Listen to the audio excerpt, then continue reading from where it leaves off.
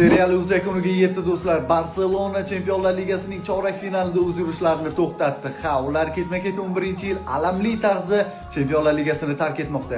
Ha, bu tark etishni ham men alamli deb nomlayman. Yana qizil kartochka va yana zo'r o'ynagan holda, raqibdan chiroyli va raqibdan ustun o'ynagan holda ular turnirni tark etmoqda. Ular oxirigacha kurashdi, oxirigacha harakat qildi.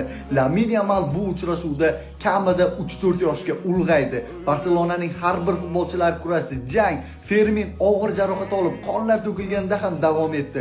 Va bilasizmi, Ferran Torresni ham e'tirof etishim kerak. Ferran ham butun heytlarga, butun mavsumdagi heytlarga aynan mana shu o'yinda javob berdi. Ammo na iloj, Barselona o'zining eng yaxshi o'yinlaridan birini o'tkazib turib ham bu uchrashuvda mag'lubiyatga uchradi. Ha, yutdi, lekin umumiy ikkita o'yin natijasiga ko'ra yutqazdi jamoa. Lekin bilasizmi, men bundan oldingi videoda aytdim, bugun qanday hisob qayd etilishidan qat'iy nazar Barselona mag'lubiyatga uchramaydi va ular gapimni isbotini maydonda ko'rsatishdi.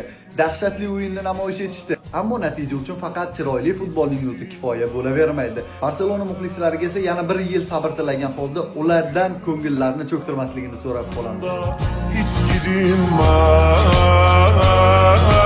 son günüme kadar, kalp durana kadar, aşk mezara kadar, sakın ha gitme.